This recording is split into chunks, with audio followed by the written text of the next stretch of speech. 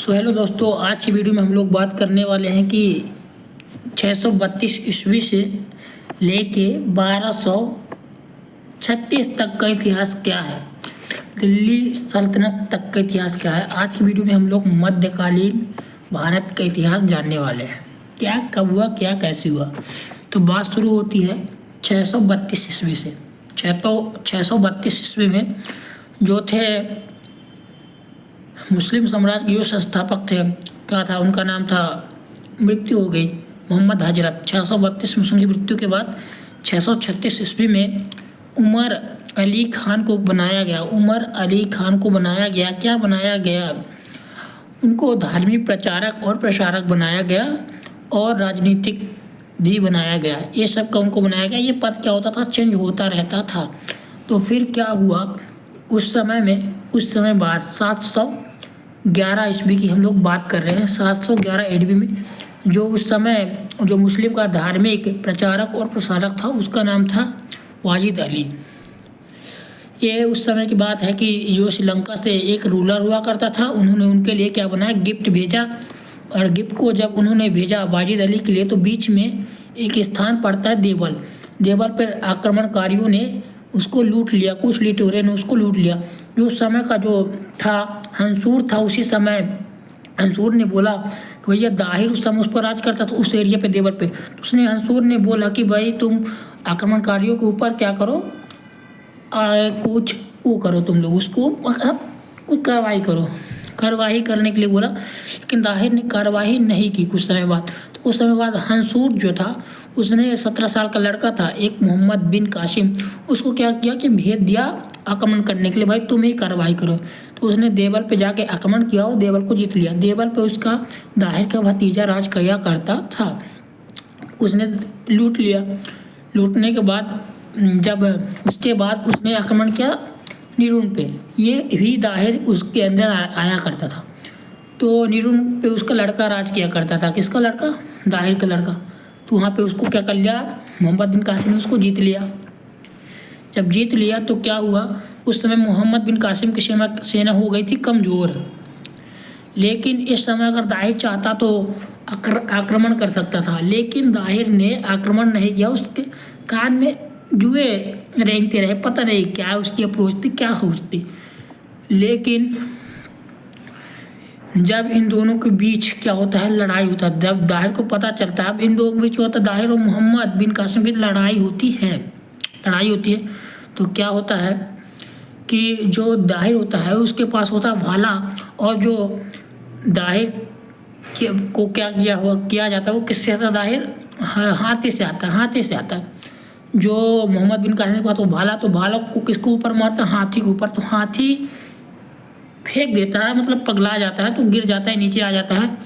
तो जो दाहिर किस पे आता है, घोड़ा पे। लेकिन उसकी सेना को लगता है कि मेरे राजा क्या हो गए हैं, मृत्यु हो गए, मर गए हैं। तो यही सब सोच के उनकी सेना क्या हो जाती है, बाहर जाती है। इसी कारण मोहम्मद बिन कासिम जो है क्या हो जाता है, जीत जाता है और उस पर अपना अधिकार बना लेता है। दाहिर का जो एरिया था देवल पे, उसका पूरा अधिकार हो जाता है, पूरा जो उस पर अधिकार करता था। और जो उनकी लड़की थी, तो उनकी लड़कियों के क्या करता है, दाहिर की लड़कियां जो थी, दाहिर की लड़कियों को मोहम्मद बिन कासिम ले जाता है उन्हें सब गिफ्ट देने के लिए। इसको कहाँ पे लाया जाता है, वाजिद अली के पास। जो गिफ्ट जा रहा था वहीं पे ले जाता है। तो लड़कियों ने बोला कि दाहिर ने मेरे साथ अन्याय किया है, मेरे साथ गलत किया है, गलत व्यवहार किया है। तो जो वाजिद अली थे, तो उन्होंने उसके क्या किया, उसको मरवा दिया, मर्डर करवा दिया, उसका मृत्यु करवा दी। फिर क्या हुआ, फिर लड़कियों ने फिर से बोला नहीं मैंने झूठ बोला, अपने अस्तित्व को बचाने के लिए उन्होंने बोला कि मैंने झूठ बोला है। तो फिर उन लड़कियों को भी उसने मरवा दिया। अब हम बात करेंगे कि तुर्कों का जो सम्राट था क्या था, उसका जो था समरनिद सम्राट था, समानिद सम्राट था। उसका स्लेव होता था, क्या नाम था, स्लेव कमांडर, जिसका नाम था अलप्तगीन था। अलप्तगीन का भी एक गुलाम हुआ करता था, उसका नाम था सुबुक्तगीन।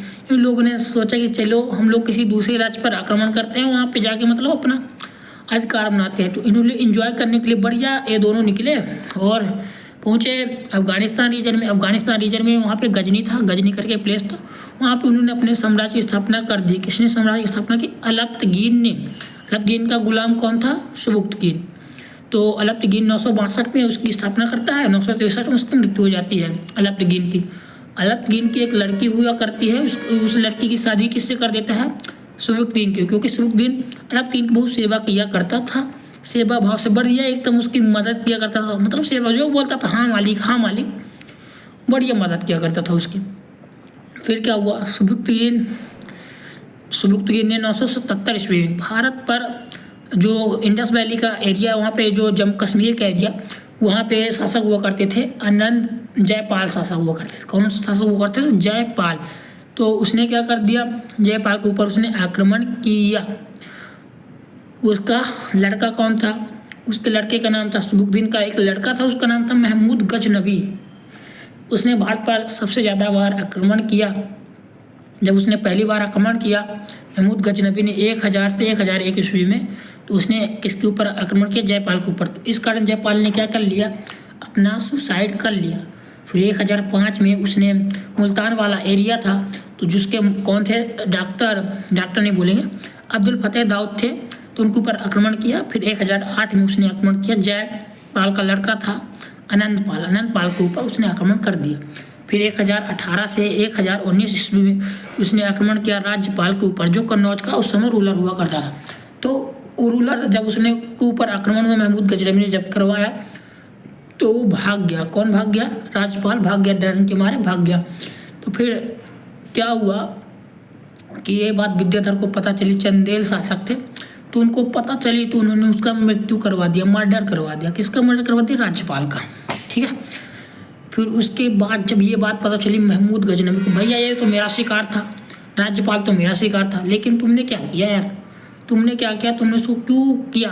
तो उसने आक्रमण किया 1021 से 1022 ईस्वी में उसने आक्रमण किया। किसके ऊपर? विद्याधर के ऊपर, महमूद गजनबी। इन दोनों के बीच क्या हो संधि।